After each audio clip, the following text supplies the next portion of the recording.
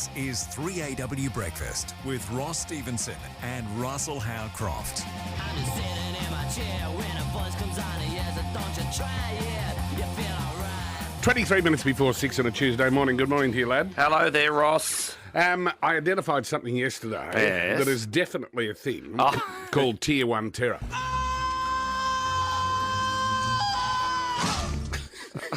I asked him for a Tier 1 terror sound effect 8 seconds ago. And there it is. And there it is. Tier 1 terror. Because I was talking to fellow parents at kids' footy on Sunday morning, some of whom have booked to go interstate, largely Queensland, Yes. like you and I. Yep.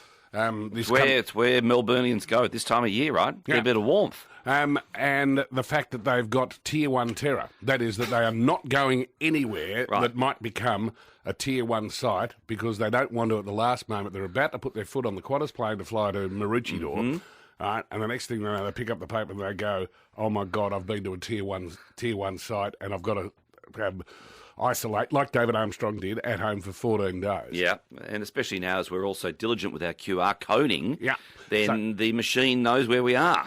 So, I come in here this morning, and Damien, am I allowed to read it as it is on the screen, Damien? You haven't got a problem with it? Here we go. Damien has been invited to a birthday party for his little cousin being held at a play centre in Melbourne's northern suburbs on Sunday. No way, he says. He's not going. He's got Tier 1 terror. He has well, you just did. Right? He said he has the RSVP, but you just did. Right? No, Damien, you're going. Don't go, Damien. You are going, Damien. It's pathetic. He's got Tier 1 terror. Well, I think Tier 1 terror is pathetic. It'll be pathetic up until the moment. For example, David Armstrong, his son wanted a pie. So he went to the Aldi in Port Melbourne. Bang! A burger. Right, was it a burger, was it? And he got lumbered with 14 days. He did get 14 days. 14 at home. 14 dadays at home. So anyway, Damien's got Tier 1 terror. He's not going to his little cousin's play centre party on Sunday. We need people on the streets, Ross, going to shops. We don't need people with Tier 1 terror. We don't need people doing 14 days home quarantine like Armo either. No, well, I I went in search yesterday of a thing that Goodness me. that I thought existed. Yeah. And now I'm starting to doubt that it exists at all. I thought you were going to say you're convinced. I love A2 milk. Right? Yeah. Right? It's a brilliant story. It's an amazing story. And I remember saying to someone some years ago, I should buy shares in this. Oh, yeah. Yeah, right, in A2. And they, being experts in the field, I said, no, it's peaked. Oh. Fair. Well, you know, a long time... It had peaked as had Mount Buller compared with Mount Everest. Right, no. Right, that's how much it had peaked. Well, I was onto it as well in my little world, in that at the time I was working with the Cadbury business. Yeah. And I went to see the marketing director of Cadbury and showed him an article that I just read about A2 milk. Yeah. And I said to him, do you know what? In the not too distant future, you're going to be a glass and a half of A2 milk. Now, you are bang on point. Right. Because I love A2 milk because it makes me feel good and it tastes delicious. It's gentler. Right? So you are on point. Yeah. I had a thought 2 nights ago. I wonder whether there's A2 yogurt. Right? So I went searching for A2 yogurt and I found a thing called Jalna A2 yogurt. Then I looked another great Australian business, Jalna. It doesn't sound like it's Australian, but it is. Yeah. So I went searching for it, and I found Jalna A2 yogurt sold at Woolworths. So I went to Woolworths yesterday, and I said to the nice man who was stocking the shelves, I said, have you got any A2 yogurt? He goes, not in this store. Did you point at him like that? Yeah. I said, you got any A2? I've done me Paul Keating. Yeah. You got any A2 yogurt? He said, not in this store. I know. So I thought, what does that mean? So then anyway, I went home, searched it up. I couldn't find any at all, but my son, who I got to assist me, said he's found it, but it's out of stock. Then I went searching for it, and I'm now convinced there is no yogurt made from A2 milk. But a brand does do it. So must have done it at some stage, but doesn't anymore. Promo. Yeah. So I'm wondering, I'm thinking to myself, is there a problem? Like, does A2 milk not lend itself to making yogurt? Or So what's the story with that? So A2 milk, it's different cows, isn't it? No, it's different. It's the A2 protein, right? At one stage, another milk marketed itself as containing A2 protein. That's not the point. No. The point of A2 is that it doesn't have A1 in it. Yeah, and it's real. I certainly recall reading that original article that led me to talk to Cadbury about glass and a half of A2 milk, and the storyline sounded absolutely well true. I mean, like the original cows of Jersey. They were. I thought the original cows were from New Zealand, but they're now very much all Australian cows that make A2 milk. But I just can't figure out why they can't make yogurt. So are we going into business? Is that where all this is leading? No, it's too late. Right, it's peaked. I bet it hasn't, though. I remember. Maybe yogurt. Yogurt was a huge thing, wasn't it? I mean, It's still huge.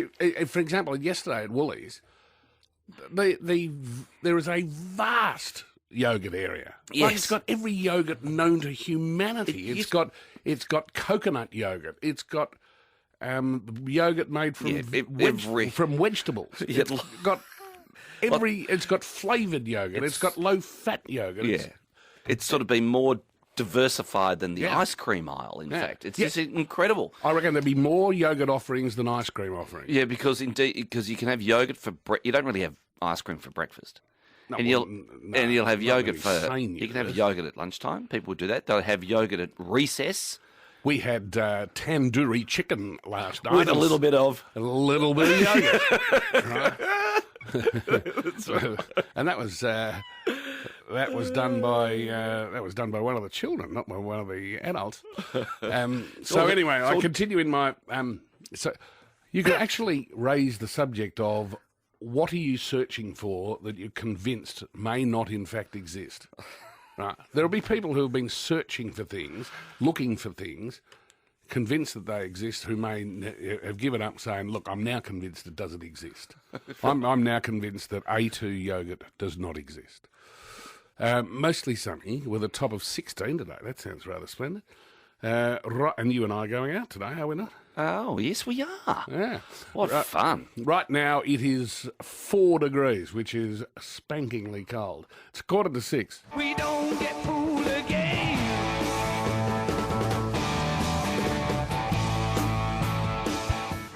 13 minutes to 6 on a Tuesday morning on 3AW. Good morning. Leading Sydney Constable Rowan Imms joins us for CSI Melbourne.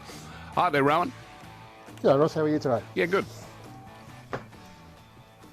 Knox Police are appealing to help to identify a man and a woman after a theft and assault on a staff member last month in Wanturna South. The two unknown offenders attended a sports store at a shopping centre on Burwood Highway about 11:40am on the 1st of May. The pair selected various clothing items and a cap and hid the items under bags in their trolley. The pair then went to leave without paying for the items, and when confronted by staff, they pushed the female staff member out of the way and fled the store. We've released some images of a man and a woman that we believe can assist with our inquiries. And the male has a very distinctive tattoo on his lower leg. Anyone who recognises the pair or has information that could assist police, urge to call Crime Stoppers on 1800 333 000. His tattoo might as well read, "It's me." Yeah, it is distinctive, isn't it? Yeah. Well, so he's going to have to wear long pants for a while until people forget about this theft. But he might as well have sat for a portrait like Whistler's mother. I mean, you'd never get a clearer shot of anyone in their board. You'll have him arrested by noon. Well, you normally say 6 o'clock, Ross. Yeah, I normally say 6 o'clock, but that tattoo is so distinctive. I've brought forward the schedule to noon. Right, It's pretty new too. It does look like a new tattoo, doesn't it? It's sort of like it's got welts. Yeah. Is the bottom thing 2? Yeah, I'm number 2. Is the middle 8? Oh, yeah, so it might be numbers. And it's the top 6? Oh, 682. Do you think? Yeah, well, yeah, you might be right. Potentially. But there's your numbers for Powerball's 40 million on Thursday night. So have a crack at 6, 8 and 2. Rowan, what did they steal? I didn't quite get the start of it. Yeah, they stole some sports clothing and a cap. Okay. Because and they just stole it, pushed a staff member out of the way and fled the store. That's correct. In what sense did they flee the store? Because they appear to have a trolley in front of them. Was it sort of Did they run? Did they, my friend John Clark used to say that in order to be a sport at the Olympics, the very minimum requirement is that you had to get puffed. Right. Well, in order to be a sport, you've got to get puffed. That's a start. Yeah, that's fair. Right, so there goes shooting. Oh, no, I think they get puffed from just the mental exertion. Well, he made the observation. It was at the stage where Rowan and Russell, they were contemplating admitting snooker as an Olympic sport. Oh, God. Right. This was, we're doing some research for an episode of the Games. Yes. And we're saying, well, what's a sport? Is snooker a sport? And John said, well, in order to be a sport, you've got to get puffed. And John said, you get pretty puffed at snooker if you don't open a window.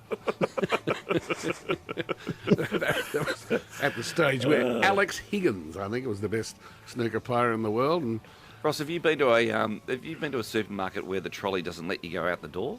no, I have not. They would have got a very big shock if that was one of those Well, it just pulls you up or it puts the brakes on. Yeah, I've got no idea how they do it. Right. There's a Coles in Swan Street, and if you choose to push the trolley out the door, it just stops on you. All right, I'll ask you a question. You've ever been to an archery event? No. Okay. Rowan, have you ever been to an archery event?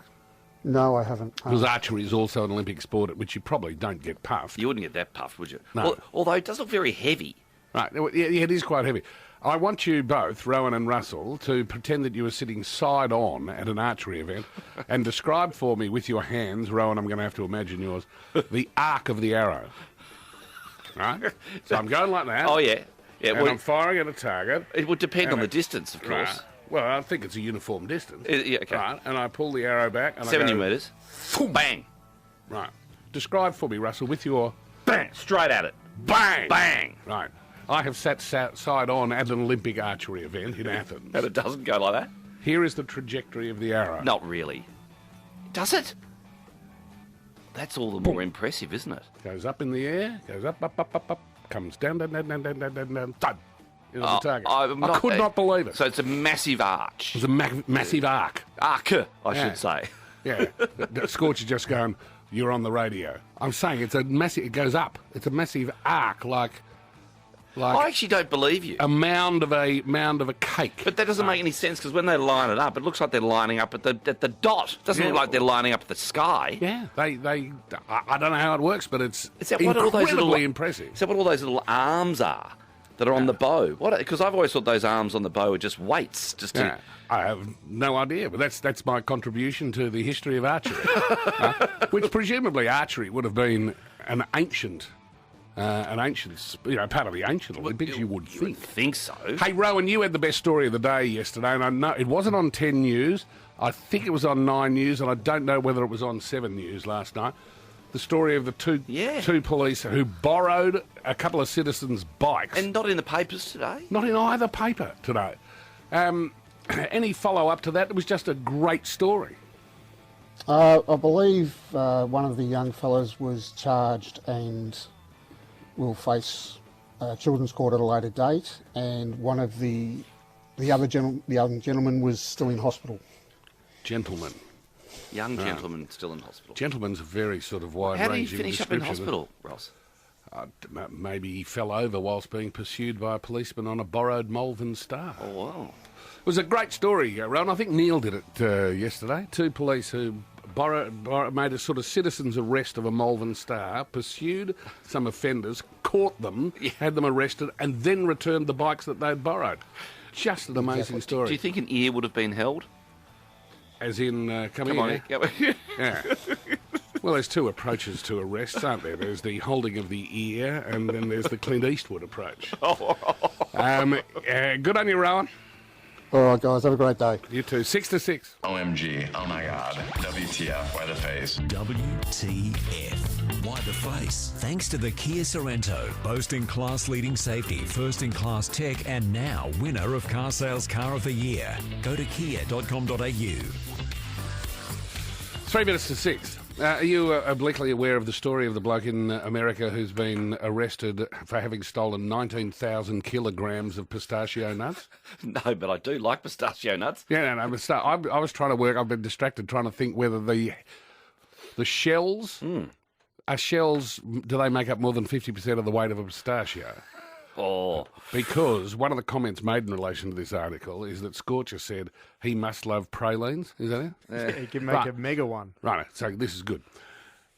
This leads to a subject of things that you have heard described, but you actually have no idea what they are. I have heard the word praline, yet I have no idea what it is. Scorch, what is it praline or a praline? Well, we should get a recipe, shouldn't we? I looked it up this morning, actually. Praline, pistachio praline. It was sort of like a... What's a praline? Like a cake or it's like something, a isn't it? chocolate, isn't it? Yeah, chocolate. Yeah. Yeah. You know, you get that in, From Austria. well, France. I was just thinking about the pistachio. Austria. Do you remember France? Do you remember the first place you had a pistachio? Like, is it, like food memories? Like the first place I had a tomato. I remember that as well. Ah, no, really? Absolutely. It's like, oh, hang on, this isn't too Where'd bad. you first have a tomato? So, sorry, just get I'm back embarrassed to say I was about 20. That's why I can remember it. So, praline is, oh, there it is. Have we got it on chocolate screen? and nut, is it? Yes. Righto, okay. Today we should make it all about identifying words that people have heard, but they actually genuinely, honestly have no idea what they mean. 6 o'clock. What the papers say. Be a flu fighter with Chemist Warehouse. Book your flu shot today at chemistwarehouse.com.au/flu for $14.99. 7 minutes after 6, Tuesday morning, to the news of the day. I like that little ad there in Chemist Warehouse. Be a flu fighter. Flu fight.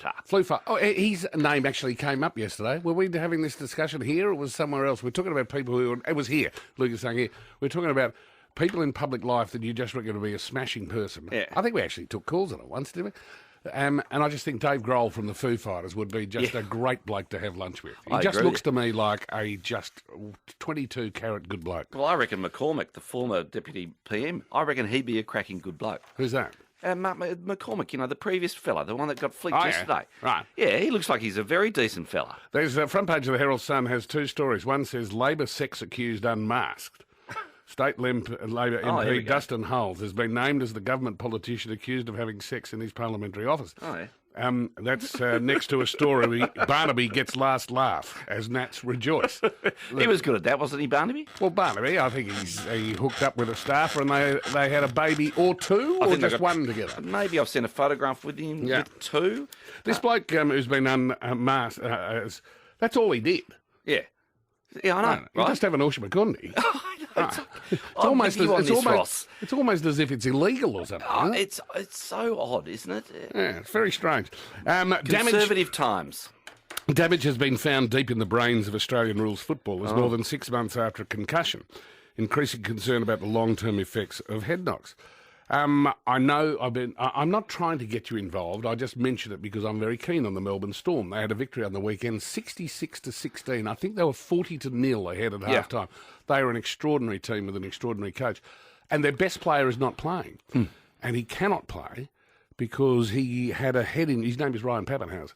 And he was the subject of a brutal attack by another player. It was disgusting. It does happen occasionally, doesn't it, Right. in that game? And he is a player who looks, if you looked at him, he's perfectly well. He can run around, he can do everything. Right. But his head injury is so bad that he talks about he has headaches and it's interfering with his daily life and he cannot get back on the park. How long is it since he played? I'm going to say a month, Okay. maybe more. Well, and they're going to keep him off until he's right. Well, presumably. Well, that's not what used to happen. No.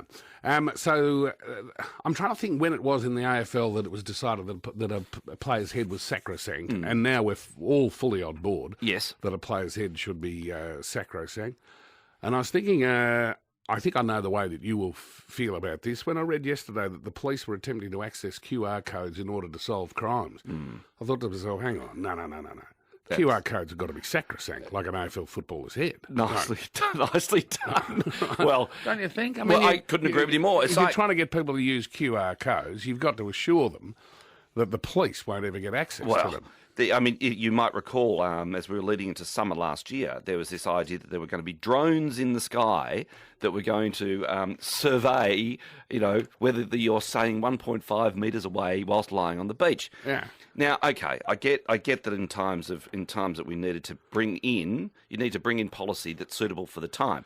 The issue, of course, is if those drones are still over the beaches in the summer of 2025. Yeah, which wouldn't be right. Which wouldn't be right. September 2006 is the first reference that Damien can see to Andrew Demetriou referring to the head of a footballer as being sacrosanct. That's 15 years ago. Yeah. Right, okay. I wonder whether in time, well, in fact, very, very soon, when we used to go and watch the footy, footballers, they had to go where they knew they were going to get hurt. Yeah. And if they didn't go where they knew they were going to get hurt, then, of course, they were heavily criticised. Well, the most sensible thing I had ever heard said on that subject was by the great Jack Dyer. I think it might have been on league teams, where he said his advice to a young footballer, he said, is you're backing back and you're going for a mark, right, and you can hear the hordes advancing from behind you, but you've got your eye on the ball and you're backing back. What you should do, son, he said, under those circumstances, is fall over, get out of the way. Do not attempt to take that mark. Exactly.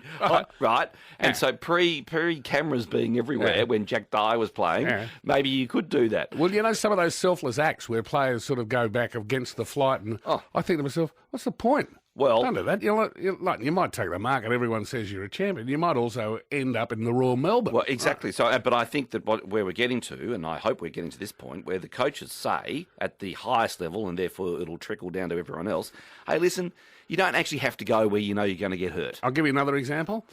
I often look at cricketers, right? You've got Patrick Cummins, who's trying to stop a ball going for a boundary, right? He wants to stop that. He run, flings himself at the ball, caterwauls, but hits the fence. Yeah. I'm going, Patrick. Please. Right. If you hadn't done that, they would have made 573 instead of 574. I know. Mate, don't do it. You are a fast just let it go into the fence for 4. They're obviously coached to do that. I'm completely with you on this, Ross. Yeah. And they must get rope burns sometimes too. Yeah, well, I remember we played an Ashes series against England, and their best bowler was a fella called, I reckon it was Simon Jones.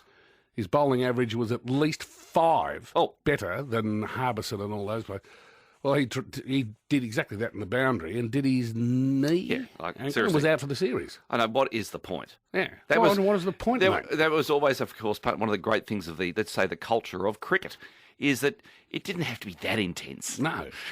I like seeing photographs, moving pictures from the 1960s when someone takes a wicket and they all sort of amble around. Yeah, well done. Most, good on you. Right. Yeah. Who's the next player for them? Tardio. Oh, right. Right. But now it's sort of like the Mardi Gras from Rio. Yeah, every time a pinch here and a pinch there. And a jump and a run around.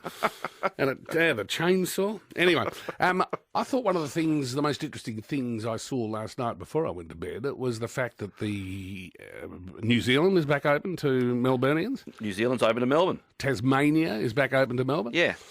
Because school holidays start on Friday, and a lot of people have international not everyone does. Interstate plans. Interstate plans. Yep. So we're still waiting to... Scorcher is going to Sydney, yes, but he's allowed to go. They've never shut their borders at any stage.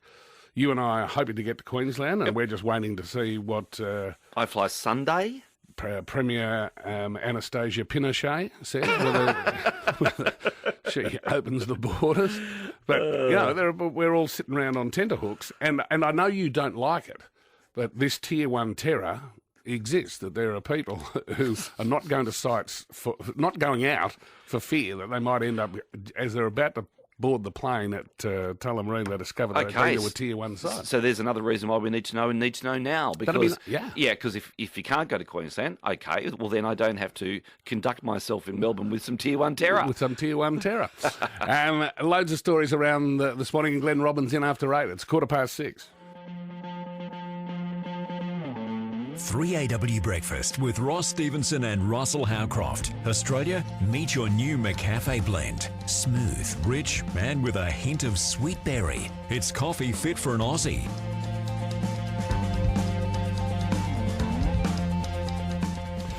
18 minutes after 6, as I was saying to you, the most interesting that happened, geez, that's going to sound ordinary, before I went to bed last night, was that the news that Melburnians are now allowed to travel to New Zealand and Tassie, I think. But we're still locked out of Queensland and Western Australia and South Australia. Okay. Simon Westaway, Executive Director of the Australian Tourism Industry Council. Simon, good morning to you. Oh, good morning, guys. Yesterday we spoke to a colleague of ours at 4BC in Brisbane and said if the lockdown isn't locked by Thursday night, we're at war and we're starting a campaign called Anywhere But Queensland. Yeah, we're living in very interesting times, aren't we? Although you sense that things will change and the drawbridge will come up from Queensland later in the week. But look, stranger things have happened, obviously. So, and let's hope that some sanity prevails around, reopening all of our domestic borders for Victorians. Simon, it must be difficult for you, right? And you've got a path that you have to weave. With state borders being shut, that someone made the comment that the pandemic has demonstrated that the people with the most power in Australia, not the Prime Minister, it's state premiers. Yeah, well, it's been that way for a while. I do think we are seeing things move forward in a better way. All the states that had, recent, small batches of community transmission are applying this hotspot approach, and what that means is that they're not necessarily pulling the whole state down. I mean, obviously, the complexity for Victoria and for us that we're going through at the moment, I'm a Melburnian, is because we went into such a significant further lockdown that the other states have obviously applied, I guess, a full court press, I suppose, when it comes to border arrangements. But in some cases at the moment, they're doing it by local government areas, such as in New South Wales and even in Queensland. So let's hope sanity's starting to prevail here, particularly as more and more people are getting vaccinated. I know it's slow, but around about a quarter of the country at least has had its first shot. So, Simon, yesterday at the National Cabinet, the topic of discussion, of course, was the vaccine. Are you aware if there was more, let's call it, pressure put on the Queenslanders to open up? No, I'm not aware. I think yesterday's focus was around how we're going to get more of these vaccines, particularly the Pfizer vaccine, into the country and get it into our arms, basically. So that was the key focus. The backstory on Pfizer, I reckon, must be fascinating, that you can't get anyone to ask these questions, such as, we must be asking Pfizer on a daily basis, can we have more? And they must be saying no. Right? There must be email exchanges every day where we say, can we have some more, please, sir? And they say no. That's certainly an interesting development. Although we're assured, aren't we, that there's more coming. So October, yeah. I think we're going to have a different conversation, guys, later in the year, in the next couple of months. Once we get up to around that 30-35% of first shots and 10, 15, in time 20%, second shots, full coverage. The conversation is going to change, and it'll need to, and that's where hopefully we see a lot less of what's occurred with our domestic borders, and we can focus on the international one. Okay, so Simon, next question then. Crystal ball, international borders open. What's your thinking? Well, I think it's going to be. Well, we've got New Zealand, but I think in reality it's a 2022 conversation, and it'll just be what part. It's important. It's a very serious question. It's important that we get an agreed framework between government, industry, and then what particular markets they're looking at, both from a country-to-country perspective and also what they call these green lanes, and then if there's a cohort within those green lanes, such as working holiday makers or business visa holders, or of course international students, which is very critical to the Victorian economy. Simon, lovely to chat with you. If you're speaking to any of your colleagues in Queensland, remind them, open by Thursday night or we're at war, and the campaign starts anywhere but Queensland, right? Well, I've had a nudge to a couple of them. I do understand the complexity facing many Melburnians. You'll appreciate that my approach does not have a great deal of complexity to it. Simon, lovely to chat. Simon Westaway, Executive Director of the Australian Tourism Industry Council. They've been working hard other side of the glass. We're transitioning our theme song for Victoria. Oh. This was our theme song when we were locked down.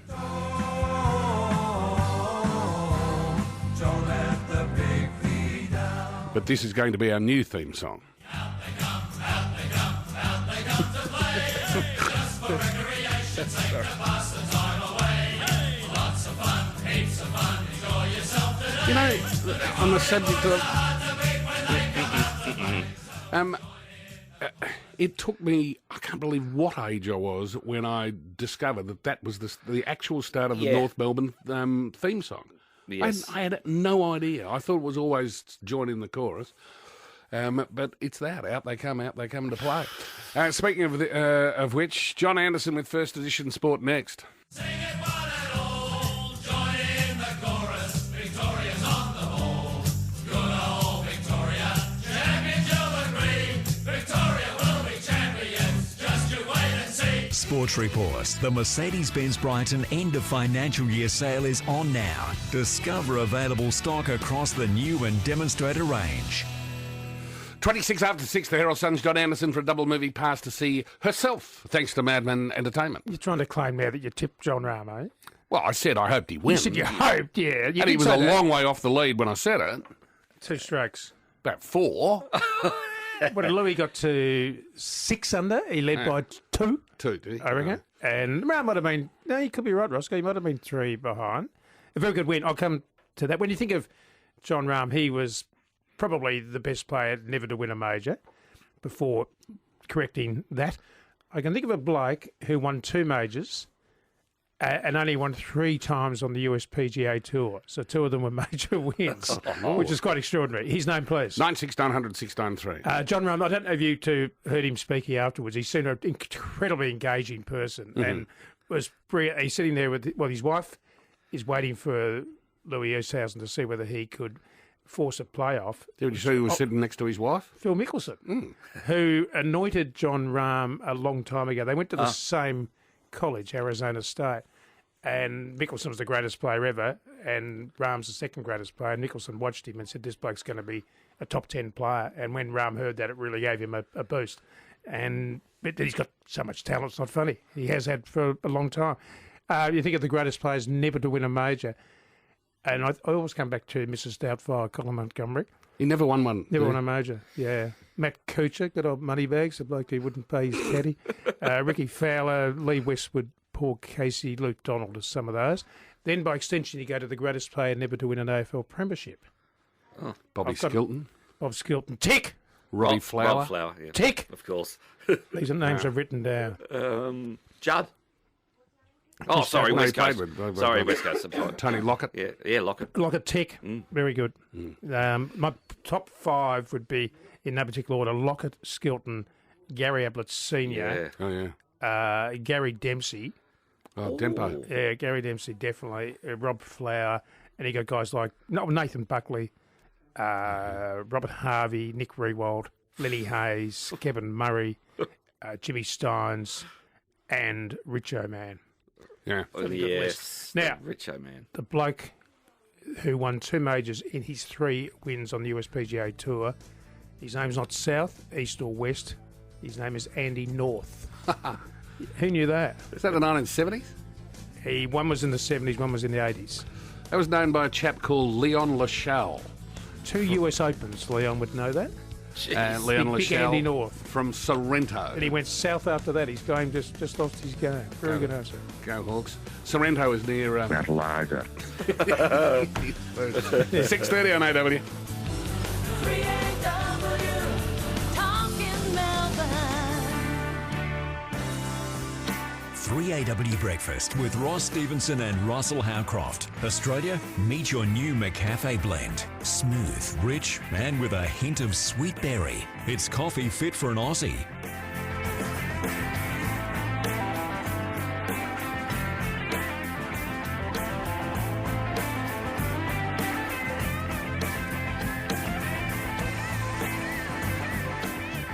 Would you rather your 9-year-old played Rocket League or listened to Stairway to Heaven? Right? Yes, good point. Right, you didn't know that there's a game called Rocket League, did you? Fortnite I know about, but not that one. I don't know the status. I'm looking at Damien because he's the youngest here, I think. What's the status of Fortnite? Is it still groovy or has it moved on to Rocket League, which appears to me to be a game in which cars cause a soccer ball to go into a goal? Oh, that sounds fun. Yeah. That sounds pretty good fun. Well, yeah, it is, except when you try to get your 9-year-old off the screen, Oh, yeah, I get it. it's like heroin. Yeah, right? I understand. Schools are using sick bays for sleepy students who need, they should have a safe watching room. Right, in Richmond. Schools are using sick bays for sleepy students who need naps after all-night gaming online, principals have revealed. Ooh. It would be fair to say that most of us, when we read that schools are using sick bays for sleeping students who need naps after all-night gaming online, the majority reaction in here was BFS, as in blatantly false statement. Adam Voigt, former principal and education school leadership expert. Adam, good morning to you. Good morning, Ross. Morning, Russell. Right. Is there a sick bay in Victoria that has been used at any stage for sleepy students who need naps after all-night gaming online?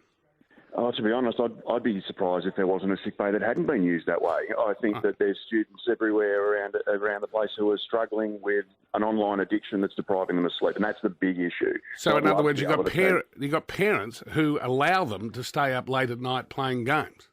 Yeah, that's absolutely right. And schools are bearing the brunt of it. And I'd love to be able to tell you that a kid wandering into the sick bay for a nap is the worst of it. But when you get kids come to school who have been deprived of sleep, their behaviour is appalling.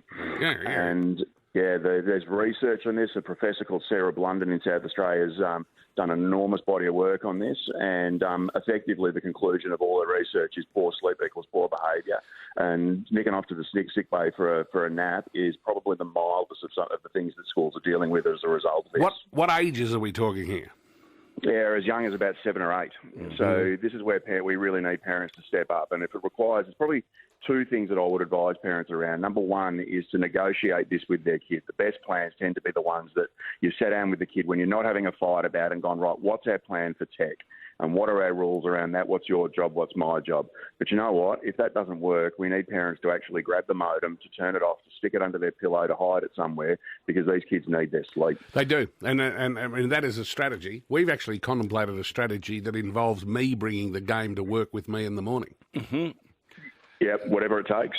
I think every principal has had a kid blow up and even be like verbally abusive towards a teacher, bring them into their office and give them a little bit of calm down time and come back 5 or 10 minutes later and they're out cold. Gee, imagine if you gave them a bit of 1960s calm down time. Right. Things are a little different. 1980s even. Come in here for a little bit of calm down time.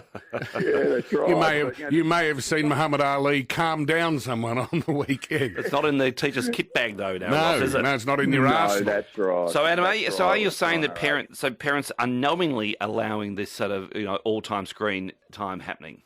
I think it's somewhere between knowingly and then sort of being blissfully ignorant because they're not sort of dealing with the fallout of it as much. It's sometimes easier to just go, I'll just forget about it and go to bed myself, and let someone else deal with it tomorrow than it is to go and address it directly. Yeah, well, my child is 9.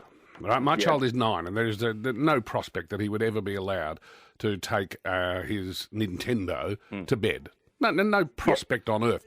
I wonder at what age it gets to where that becomes an argument you can't win.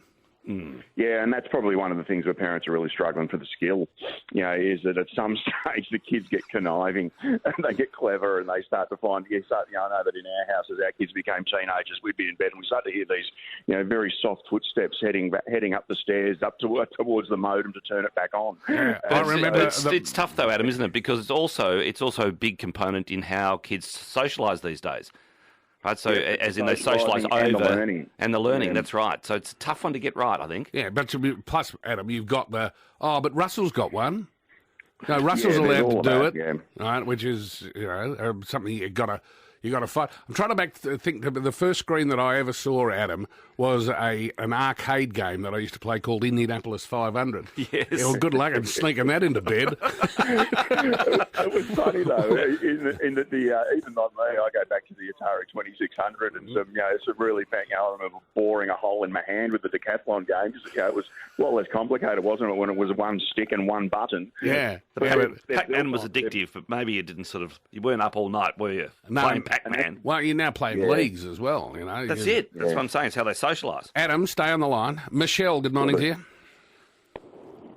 Yeah, hi.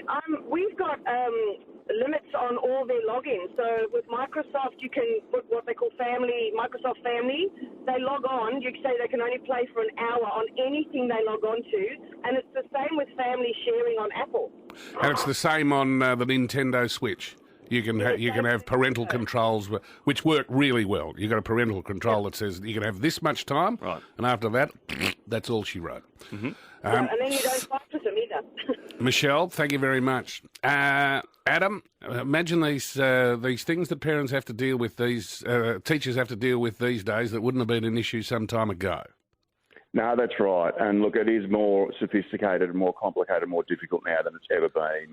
As Russell pointed out, these games are actually designed by people who understand some of the psychology behind addiction. You know, the whole idea that these games are designed so that you kind of get close to mastery at a certain task, and then it takes you back to the last point at which you failed, is really clever. This process of goals and rules and feedback is something that even educators around the world are starting to cotton onto to try and get kids into learning. There's some really cool games being designed that are more about learning than about trying to get a ball through a goal of the car. But it's sophisticated and it's targeted at these kids, so it's hard for them to resist. Good on you, Adam. Adam Voigt, former principal and education and school leadership expert. Mostly sunny today with a top of 16. That sounds pretty good. Right now, it is 4 degrees. Rumourfile is open for business. We're flirting with opening the lines at 7:30, somehow related to names of pubs. Yeah. And how they've changed, or pubs that have been called the same thing for the longest time, and just something around pub names. But anyway. Well, with school holidays coming up, we'll be going to pubs, won't we? Well, the Auburn Hotel was the Auburn Hotel, then it was the Geebung Polo Club, then it's gone back to the Auburn Hotel. What a stunning building that is too. Oh, it's extraordinary, with a beautiful staircase in it, old-fashioned staircase. Stunning place. And the Doota Gala Hotel, I'm pretty sure, was the Doota Gala Hotel, then it was the Sydney Lions Club, and is it back now to being the Doota Gala? One of Melbourne's best pubs. We would love to get your rumour to air today, 96900 693. It's 14 to 7. This is 3AW Breakfast with Ross Stevenson and Russell Howcroft. 10 minutes to 7. Have you planning on going on the rumour file today? 96900 693, the weekly prize, a $500 Chemist Warehouse voucher. Michaela is lonely and would love to get your rumour to air this morning. 96900 693. Pick up the phone. Michaela will get your rumour to air today. Bob Tarlow is in Los Angeles. Hi there, Bob. Hey, hi. Thanks, Ross, and a good Tuesday morning to you and Russell. The suburbs of Chicago were whacked by a tornado overnight, rare in that part of this country. Worst hit was Naperville, southwest of Chicago, where the fire chief says dozens of homes were severely damaged. More than likely, many of these buildings will be demolished and they will be rebuilt. No one was killed, but 5 people are in hospital, 1 woman in critical condition.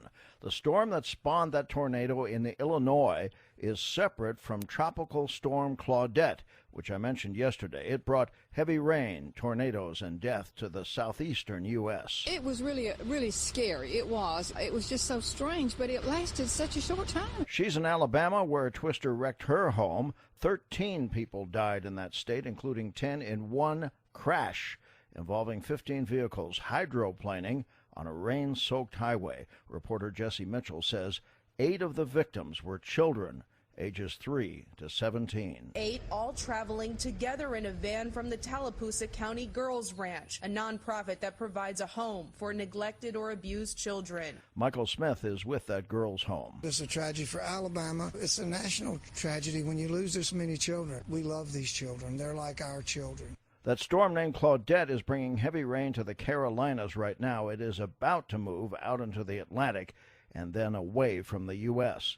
This is the first full day of summer here, and Americans, hoping to put the pandemic behind them, are crowding roads and filling flights at Los Angeles International Airport. Yeah, amazing. I'm so excited to go. More than 3 million travelers here took to the skies this past weekend, now that the European Union's 15-month COVID ban on travel from the U.S. is over.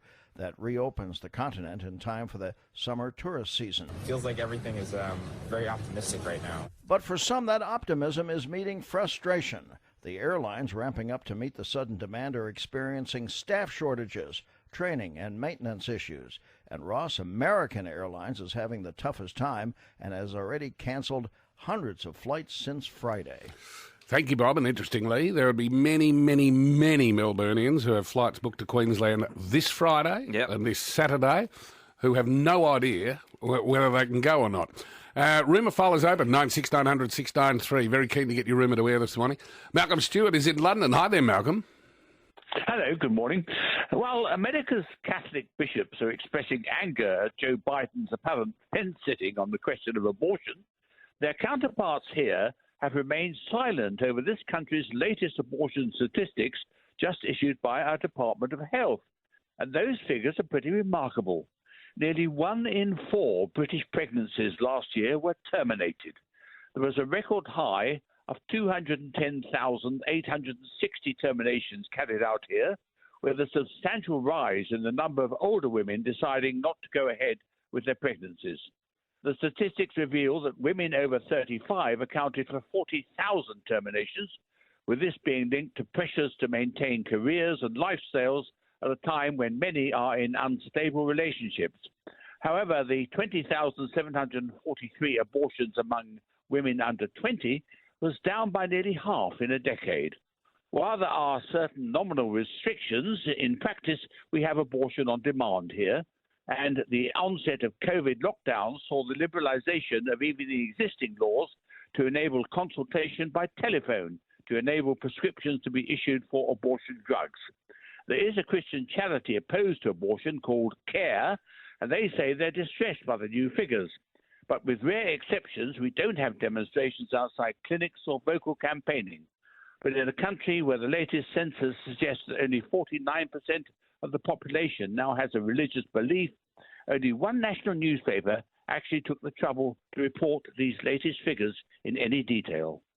Good on you, Malcolm. Rumour file's open, 9690 693. I've got a rumour. I'm just trying to remember which particular field it's from. But I have one for you, Rosa. Oh, beauty. I've just got 5 minutes to remember. Ah, yes, it's about the snowfields. 9690 693. Rumour file's open for business. It's 5 to 7.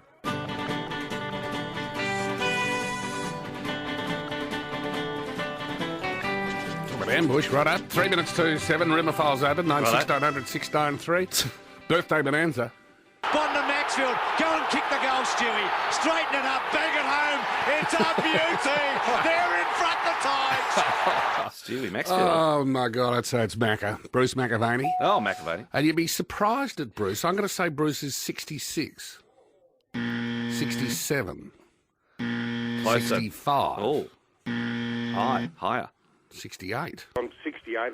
Yeah. Just does that not remind you how utterly brilliant the man is? Oh, of course. And his leading passion in life, of course, is horse racing. Anyway, I read the front page of the Australian. Happy birthday, Macca. Australia has been blindsided by a push by the China-chaired UN committee to declare the Great Barrier Reef in danger.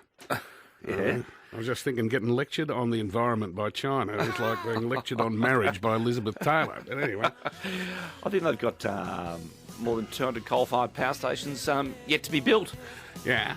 Well, when they had the 2008 Beijing Olympics, if your number plate ended in 1, you could drive on Monday, Wednesdays, Fridays. Yeah. And it was an even number. It was Tuesdays, Thursdays.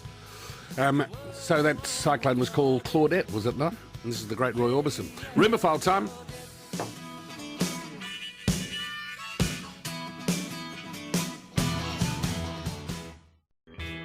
Free AW Breakfast with Ross Stevenson and Russell Howcroft for the White Glove Mover. Professional, courteous, the best of the best, local or interstate, and they'll even make your bed.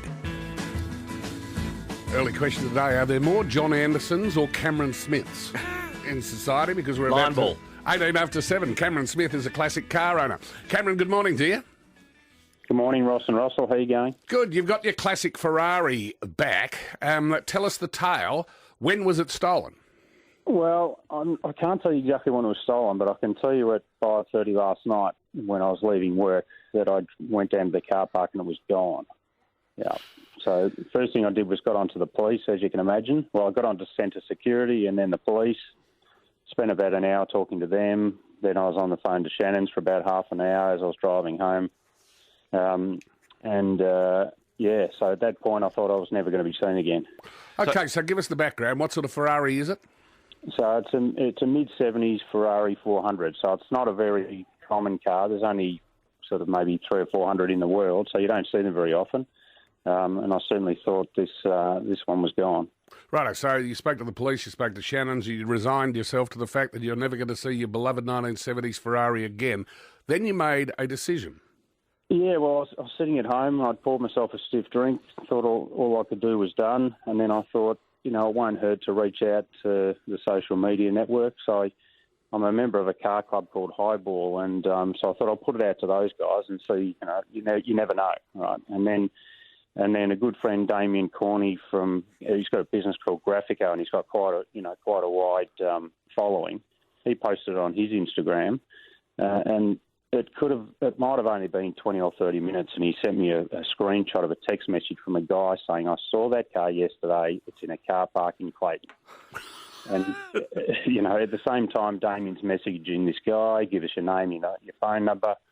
2 minutes later, I'm in the car talking to this guy, Tony, and he said, 100%, mate, it's your car, same rego, and it's sitting down there now.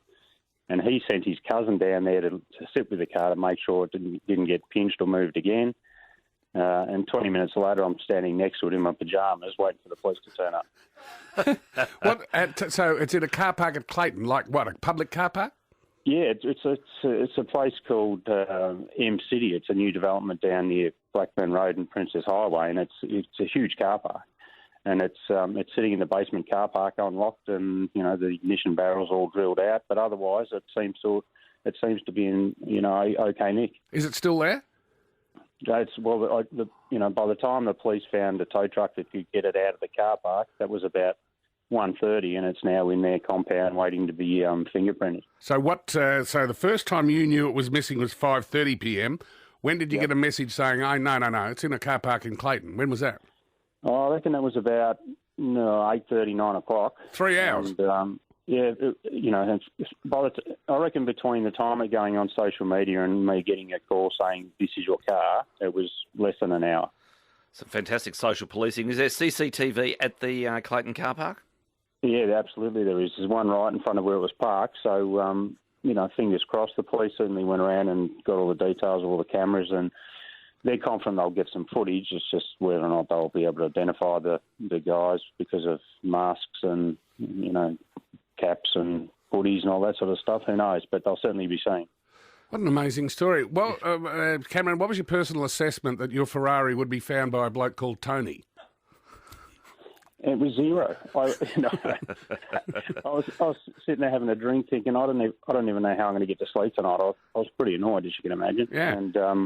And when Damien sent me this, this message, I thought, come on, it's going to be a joke or somebody's just having a lend. But and then, Tony's a great guy, and he said, 100%, mate, we saw it there and thought it's an odd place for it to be. And, he happened to be, the odds of him being a follower of Graphico, and he just said, I'll get on to these guys and see if I can help. It was fantastic. That is absolutely, what a great yarn. And the police have currently got it because they'll be checking it for dabs and the like. They'll be checking in the CCTV. And they may well, I tell you what, you found it quickly. They might have someone under arrest pretty quickly too. That would be very nice. I'd like to see that. Well done, Cameron. Cameron Smith, classic car owner.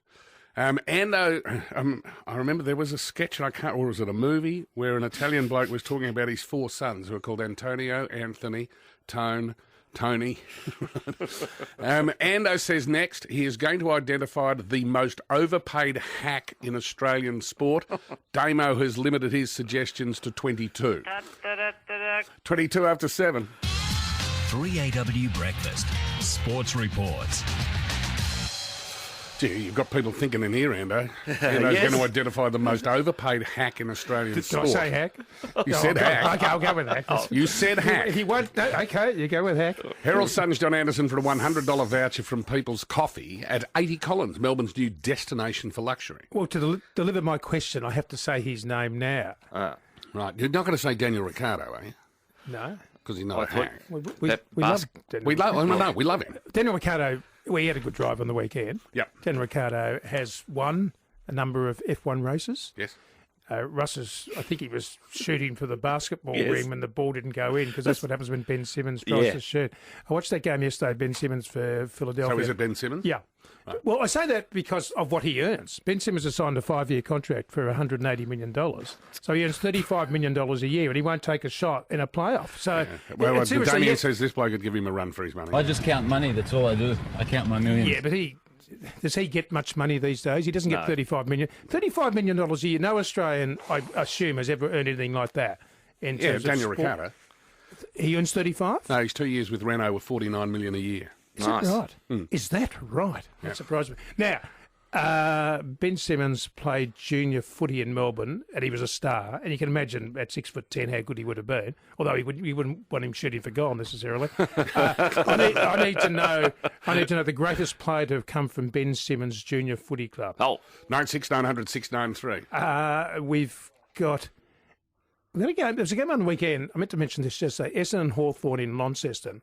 With a crowd, there was a big crowd. Huge crowd. It was sold out. Barracking for Essendon. Yes. How does that work? That tells me, like Richmond 4 years ago, when the Bombers get on a roll, they're going to come from everywhere. Yes. Because they do have pockets. They're like China, what Napoleon said about China. Exactly right. I'll never forget what Napoleon said about China. No, don't. Scorcher, find out what Napoleon said about China. Tomorrow morning, 5 a.m, we have England v Czech Republic. Now, that may not mean much but on the outside, but it means a darn lot of Croatia or Scotland has a big win, and England doesn't win the game because they could be out of the Euro. And then they wait for the natives to become restless. They certainly will. Forget about being restless. Matthew Lloyd last night said Jake Stringer should not be signed beyond 3 years. It was a really smart comment, that. Right. It had a lot of sense to it, because the temptation is to go 5 years, here you go, and big money. Treat them mean, keep them keen. That's the way it works with that type of player, with the Jordan De Goey, Christian Petrarca. Well, 7 years, Petrarca. Players who can win, but they're rare players. Different sort of characters, right? Consistency. Now, Ben Simmons I reckon he played with Christian Petrarca, both basketball and footy. He played for Beverly Hills. Paul Roos? Yeah, good answer, Yes. Roscoe. You get the chocolates there. Who else? Dave Goodchild from Waterways. Napoleon?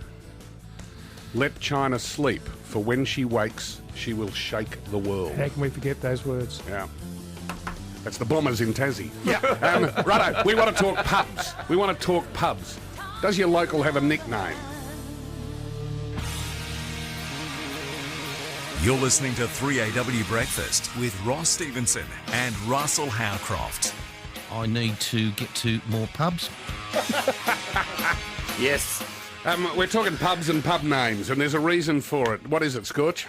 Well, I read in The Age today, Barnaby Joyce, we all know, got his old job back yesterday. He's the leader of the Nationals, Deputy Prime Minister.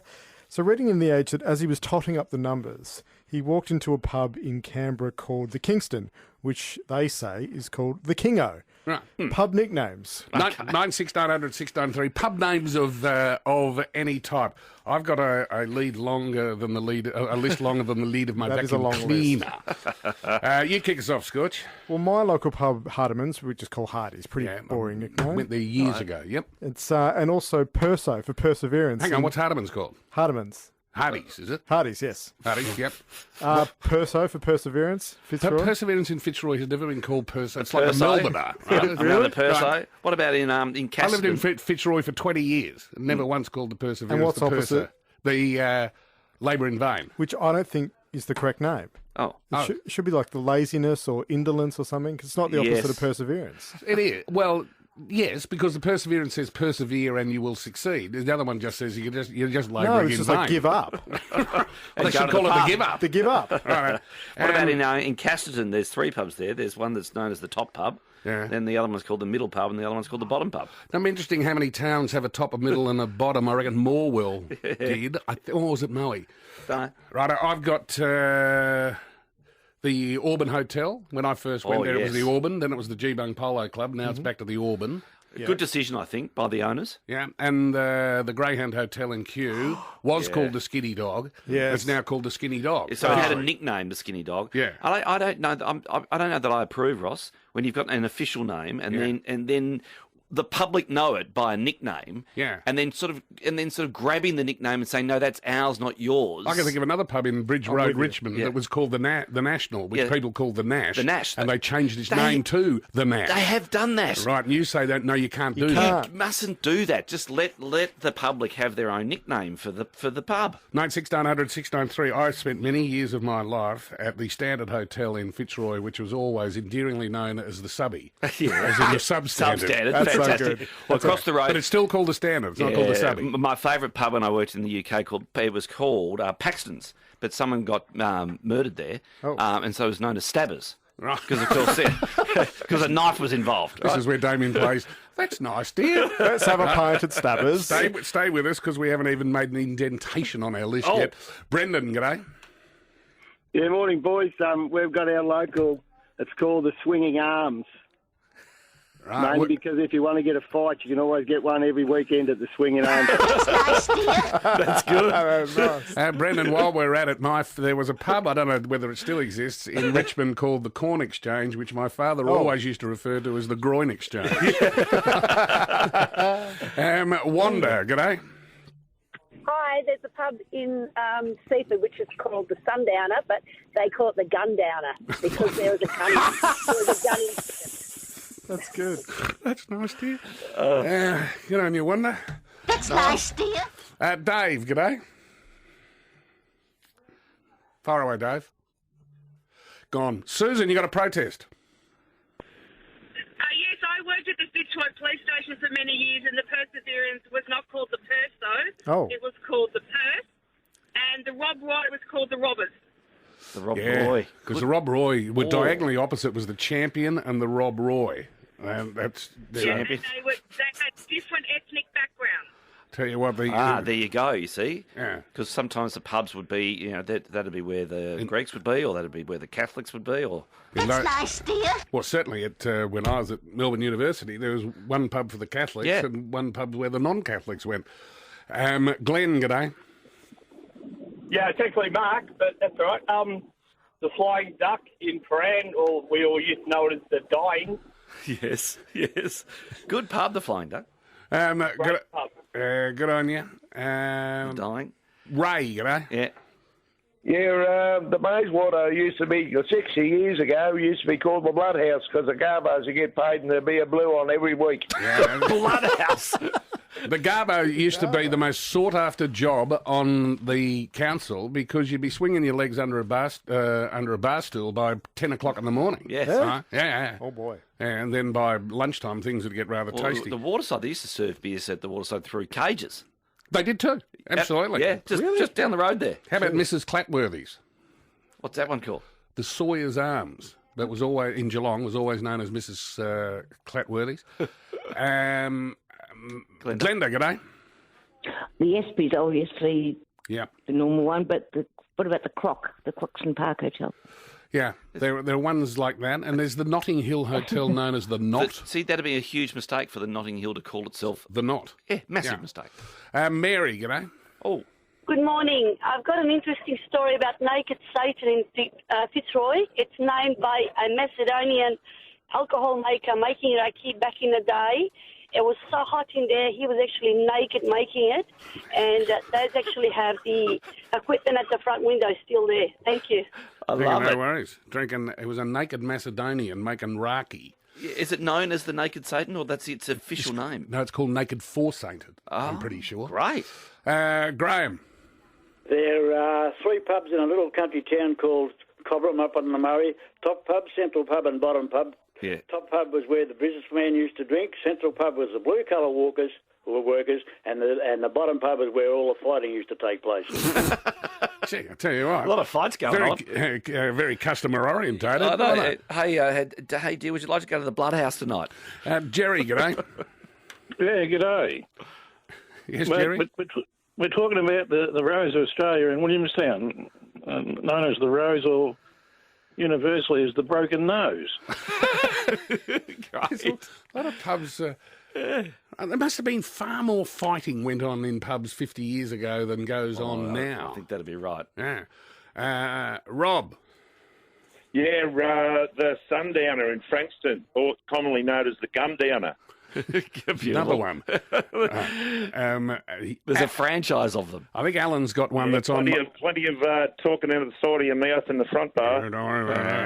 Well, there are a lot of people in the Northern Territory because they're hiding from something, are they not? Be chockers. Alan, I think yours is one that might be on my list. Yeah, the most famous Melbourne pub of all, Young and Jackson's, is actually the Princess Bridge Hotel. If you look at the side, it's actually the Princess Bridge Hotel. It's like Young and Jackson's is like calling the Sawyer's Arms Mrs. Clapworthy. Alan, you're dead set right. Alan, g'day. G'day. Update on with Russell with Casterton. Yes, it was the top, the middle, and the bottom. Top's been closed for quite some time, but they also had fights in the bottom one, as we call the duck and weave. The duck and weave. Good stuff. Yeah, I wonder what's happening. What was the topic of talk back today? Fighting pubs. Fighting pubs. Mary, there was another pub in Richmond, was there not? Yes, that one was called the Anchor and Grope. That's right. My father used to refer to the groin exchange and the anchor and grope. Oh, dear. Right. Mary, thank you. Dennis? Hello, Dennis. How you going? Yeah, good. It's because the old Anchor and Hope used to be called the Victoria Hotel in its early days. Is that right? Yeah, it was the Victoria Hotel, and then Harry Molinas turned it into the Anchor and Hope. So it wasn't really the Anchor and Hope at any stage. Right, I've got to throw one at you, Dennis. You've got to tell me where this pub is. You ready for your quiz? Yeah. Where was the Blush and Stutter? Oh, fuck. Yeah, I've got no idea. I can't remember what the Blush and Stutter's real name was. Blush and Stutter. Yes. It was named after its owners, Adrian Gallagher and Percy Jones. Oh, they would. Maybe that was obviously the Trades Hall. No, that was the John Curtin. Okay. And they got into trouble with their licence person Gags because they shut it one day to go to the football. Were they known as Blush and Stutter? Yeah, because as in Percy Gags had that flushed complexion, and Percy used to stutter. Very good. I can't remember what the Blush and Stutter was really called. Peter, g'day. Yes, good morning. The old Pastoral Hotel across the road from the Newmarket Sale Yard. It had two names. It was either called the sheep shit in or the dip shit in. So that's in Newmarket, like, in Flemington? Yes, Racecourse Road. Where the sale yards used to be. Right, because nearby is the Doodagalla Hotel, which became the Sydney Lions Club, I'm pretty sure. Is it back to being called the Doodagalla now? It is, I'm told. Good. What else have I got on my list? I think I've run out. There's, of course, in London, the Frog and Firkin. No, yeah. Which had a T-shirt for frog's sake, give us a Firkin ale. Apologies to all the callers we cannot get to. Mostly sunny today with a top of 16. Right now, it is 5 degrees at 13 to 8. Naked Satan in Fitzroy. It's named by a Macedonian alcohol maker making raki back in the day. It was so hot in there, he was actually naked making it. Heads were bobbing up and down like a Macedonian wedding. 3AW Breakfast with Ross Stevenson and Russell Howcroft for the White Glove Mover. Professional, courteous, the best of the best, local or interstate, and they'll even make your bed. We had a work meeting once at the Grace Darling Hotel in Smith Street, Collingwood. Shane Healy didn't turn up, and we said, why weren't you there? And he said, I drove up and down Smith Street and I could not find the Grace Darling Hotel anywhere. And I'm told by my mate Alan that the Blush and Stutter was called the Polaris Inn. I don't remember that at all. Well, because it's not that memorable, Polaris Inn. Damage has been found deep in the brains of Australian rules footballers more than 6 months after a concussion. Dr. Peter Larkin, specialist sport and exercise physician. Doc, good morning to you. Good morning, R&R. Nice to talk with you. Happy birthday. Oh, you are a gem. Well done, sir. I try to hide them because you're very close to me in birthday. Yes, I know. We do try to hide them. Thank you very much, Ross. This is a story that must have been hiding in plain sight for a long time. Yeah, Ross, we're talking about this evolving world of what we know about concussion. And I was just saying to Luca off air, there's far more concussions every day in the workplace and in grassroots sport than there is in AFL. So AFL gets all the headlines, but our concern about what concussion is doing, look, it's been a 11-year process since the AFL was alerted to it, so it's been a long time. But for my time in this industry, Ross, it's the biggest threat facing sport is what's happening to brains with concussion beginning from junior level. Well, as a starting point, Doc, what does it say about UFC? Well, yeah, don't get me started on boxing and UFC, because, I mean, clearly I think we've spoken a couple of times over the years, Ross, about my attitude to a sport where the deliberate intent is to harm the brain of the person. The quicker you end the contest by knocking them into next month, then you win the money. To me, it goes against all principles of medical care in sport. We understand knees and hamstrings, but yeah, these guys who deliberately just pound themselves, in the head, we're going to see cases going forward, of litigation out of this, I'm sure. So, Doctor, where's all this in the AFL context? Where do you see it all heading?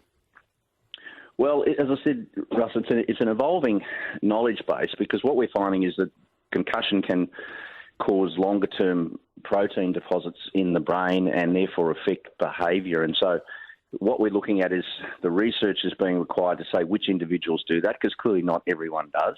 But we've seen individual players who have had to end their careers, like Liam picking at Bulldogs and things like that, from a couple of concussions, and a year later they're not better. So what we're learning is that different players are more susceptible, Russ. And I think what it does raise red flags, I suppose, about it's not so much how do we treat them, it's how do we prevent them, Russ, because we're in a contact and collision sport. And I think education about duty of care for knees and slide rule and sling tackles, we've seen that publicised, but concussions can happen when two teammates run into each other and get concussed. So I don't have a definite answer for you. All I know is we have to develop research to know if there's a way of treating these signs when they're early developing, the same way Alzheimer's and dementia is being researched at the moment to interfere with its development. Doc, I don't know whether you're a fan of rugby. I'm not a particular fan of rugby league, but I'm a massive fan of the Melbourne Storm. They've got the best player in the competition at the moment, Brian Pappenhausen, who cannot play because of concussion-related issues. In other words, to the outside world, he would look perfectly fit and normal, but he can't play. Yeah, and I thought you were going to mention Boyd Cordner as well, who retired last week, very, very emotionally. Who, Australian captain, international cap player, again, who's had multiple concussions. And these are the cases we're going to see, because I think a lot of people will be sitting in their breakfast room this morning, go, gee, well, that's me. I've had that sort of thing happening. So, as I said, there are players who get longer-term symptoms, and again, Paddy McCartan at St Kilda would be another one, Ross, that stands out, where, these players are incredibly talented, but they get symptoms of fatigue and headache and other things related to their concussion, like we're talking about in rugby, where hits to the head are more frequent. That we need to know why these people are more susceptible, but it doesn't mean that they won't still have the problem of not being able to return to their sport. Doc, lovely to chat with you. Enjoy your birthday. Dr. Peter Larkin, specialist sport and exercise physician. During the rumour file this morning, we had a rumour that said members of the local fire brigade were involved in a search party yesterday in Green Point in Brighton, looking for a tiny 3-month-old guinea pig. We have heard from Lynn Hunt, who said yesterday at 5 p.m, a Rex Hunt walked around to post a letter and saw a guinea pig across the road in Lang Street, Beaumaris, running into a block where a new house is being built. Rumour confirmed. Don't we at least get a bang or something, Damien? The rumour file banging another one through. Radio Solutions time at 5 to 8. Instant Radio Solutions for The Drain Man. providing instant solutions for blocked drains. Call 1-800 The Drain Man. 3 minutes to 8. Instant Radio Solutions time. My question is just a simple one. Does A2 yogurt exist in any form? 96900 693. Michelle, question. I'm wondering why we haven't heard where the quarantine facility is going to be built in Victoria. Josh Frydenberg was asked by Neil Mitchell, and he said he's waiting for the Victorian government. Is it because we're waiting for Dan to return? Michelle, that's an excellent question. Why have we not heard anything about where this quarantine facility is going to be built? The federal government was going to determine it, not the state government. I thought. Carlene, question. Yes, we wanted to drive to Queensland, and we can't find out for sure if you're supposed to be in New South Wales for 2 weeks before you cross the border. Not everyone's flying like you. Right, are you... There must be others like us. But are you in regional Victoria? We're in North Ringwood. No. Well, you're not allowed to go to Queensland as currently advised. Yes, well, we can't find any written down rules. about driving and staying in New South Wales for 2 weeks. Well, if you can go to New South Wales. You can go to New South Wales, but currently you can't go to Queensland at all. Right, so go to New South Wales and find out whether you can go to Queensland as you're travelling to New South Wales. Paul, question? Yeah, there was a 70s book called I Own the Race Course. There was also a film made of it. I was just wondering if anyone knows where you can get a copy of it. Okay. I Own the Race Course is a 1985 Australian children's film based on a novel of the same title. You could buy the book in used condition online for about $15. There you go. 8 o'clock at AW.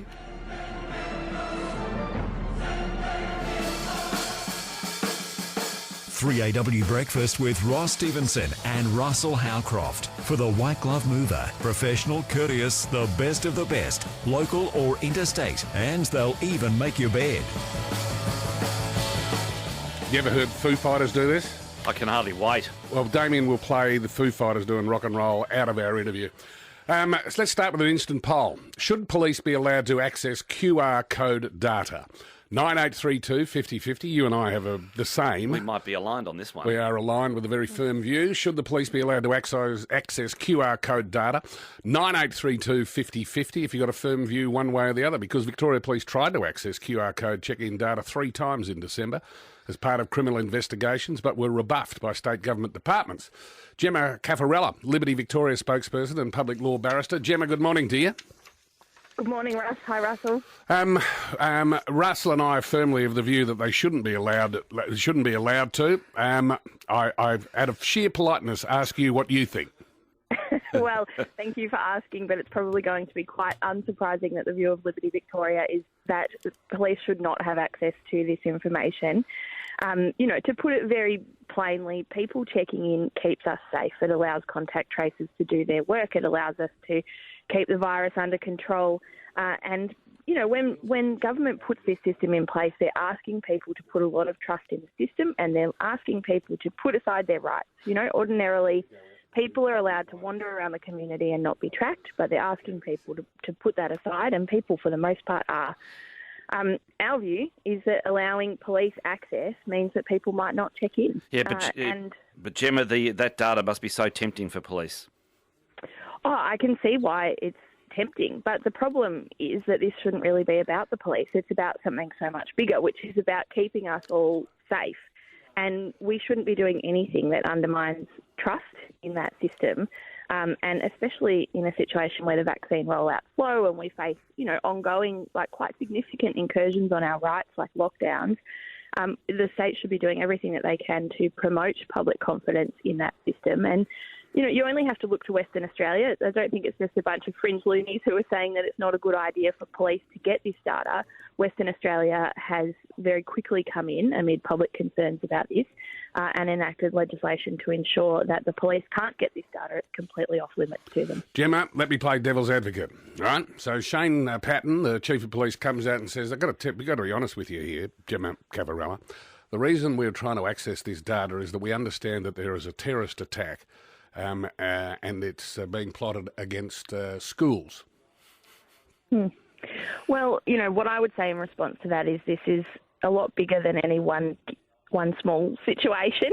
The reality is that it's about the public confidence in the system. So it's not about these one-by-one situations. It's about, some bad person in some place that could be stopped from doing something. What we need to have is the broader public confidence in the system, because it only works if at any given point when a person walks up to one of those QR codes, they get their phone out and they scan themselves in. So Gemma, how are we going to get ourselves? So as life goes to normal, let's say next year, is Liberty Victoria going to set up, let's say, Liberty Watch, in order to unwind some of the restrictions that we've had to deal with in order to deal with the pandemic? Oh, I like the name. That's a good suggestion. We have firmly in our sights this question of, as we start to return to normal life, hopefully, we want to make sure that these quite strict restrictions on our human rights start to peel away as the risk recedes. So, we've been pretty sensible the whole way through the pandemic in saying that, yes, in situations where people's health and safety is at risk, there can be limits on our human rights, but it's vital that as things return to normal, we have a conversation about what is it that we want our lives to look like, and hopefully we can get that back to as normal as possible in terms of these restrictions on our human rights as the risk recedes. Gemma, would you like the result of the poll result with our audience? I would love it. Should police be allowed to access QR code data? The spread is 49-51. As you would say, Ross, my head is falling off. My head's falling off. 49% said... The answer's no. 51% said... yeah. There you go. The narrow majority said police should be... Hey, Gemma, I've come up with a solution. Can I run it past the Gemma Caffarella pub test? Please do. Here's my solution. Yeah. Right? This is an absolute solution. Yeah. That'll please everyone. Please, tell us. You assure the public that police will not be allowed to access QR code data. Mm-hmm. However, you let them do it. No, Ross. From a human rights perspective, I have some real concerns about that. Hey, but Gemma. Oh, I think it works as a solution. Gemma, you've got a lot of work to do. we're going to have I'm happy to help too, if you like. Good on you, Gemma. Thank you. Lovely to meet you. Gemma Caffarella, Liberty Victoria spokesperson. Scorcher and I have been playing this game, ongoing game between ourselves, and credit where credit was due. An English writer called Miles Kington started this, of seeing things in public that weren't names but could work as names. He was, for example, the man who invented max headroom, because he was going to a car park once and he looked up, he saw max headroom, so he started a list. The only other one that I can think was on his list was Hertz Van Rental. He saw Hertz Van Rental, and he's gone, that's a funny name, Hertz Van Rental. So Scorch and I have been doing it. So far we've come up with, my car has lane guidance. Lane guidance? Yeah. Lane guidance. Want to meet my friend Lane Guidance? There she is, Miss Lane Guidance. Olive Green. Oh, hello, Olive. Abbey Road. Hello, Abbey. Carey Grammar. Yes. Surge pricing. Oh, that's better. Right, and you and I just recently met a girl. Liberty Victoria. There she is. Yeah. So anyway, this is an ongoing list. And matte finish. Right. Yeah. Mostly sunny with a top of 16 today. Right now it's 5 degrees. This is Rock and Roll by Led Zeppelin, performed by the Foo Fighters.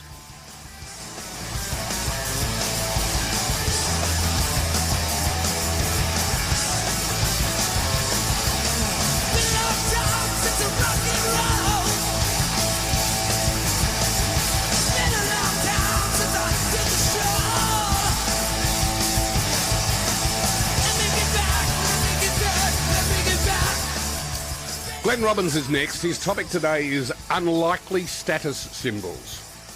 Right. I've only got one so far. I've got a picture in my head, actually, which might be helpful. Okay. Unlikely status symbols.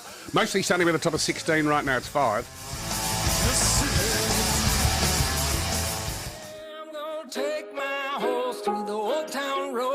Glenn Robbins for Dilmar Tea. Hand-picked and made in the traditional artisanal way. What's your cuppa? I'm gonna ride till I can't no more. I got the horses in the bag. Horse stock is a 18 after 8, Rose Hill was dating Warwick Farm, which didn't please Murray Bridge all that much, I can tell you. Thanks, father and son combo, Brian and Tim. You bring that out as a single, like, what's his name, Tim? What's his name? Oh, Ostentatious. Yeah. It is 18 after 8. Glenn Robbins, good morning to you. Good morning. Now, I'm prepared to admit that this is a bit cynical. Oh. But with the whole COVID rollout, getting the jab and everything, I've felt like it's been a bit of a status symbol in that I before I had it, I spoke to some people who had it, and they're going, I said, have you had it? You go, oh, you've had it, yeah. I know. Yeah, I've had it. Oh, no symptoms, no, I was fine. And then after I got it, I spoke to some people who hadn't had it, and they go, I'm not getting it. Oh, no. No, then I get the whole, Bill Gates with the chip. I had a couple of those. People sending me stuff and conspiracy theories. So I thought Bill Gates was going to somehow use the information as... someone was telling us about a meme yesterday where the first person in the UK to get a jab was a 92-year-old woman. And someone said, and what's Bill Gates planning to do with her? Right. Over the 5G network. Mate, Bill Gates doesn't care what you're doing this afternoon. He really doesn't. So I thought that was interesting, like unlikely or... All right.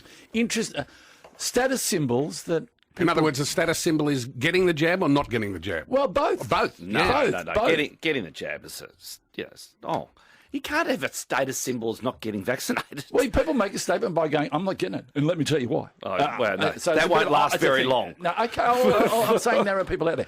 So, 96900 693 unlikely status symbols. Unlikely. I know it's a little bit weird. It's a little bit cynical. Right. Okay, so I'll give you one. I've got a ding on my surfboard. Mm-hmm. And I don't want to get it fixed because people ask me, "You've got a ding on your board." I go, "Yeah, bloody got it in the Maldives." A bit like Ben Affleck's drink container in The Accountant's got a ding in it. Yeah. And halfway through the movie, you discover why it's got a ding in it. Because he whacked someone. Scars are another one. Like, yeah. Oh, let me show you. Oh, did I tell the story? Yeah. Oh, yeah. They did that rock climbing, bloody over in. I see. I got stung in Sicily, stung by a medusa, whatever, jellyfish. Yeah. And it faded. Oh, so you lost your story. And I'm just watching it fade, going, don't fade.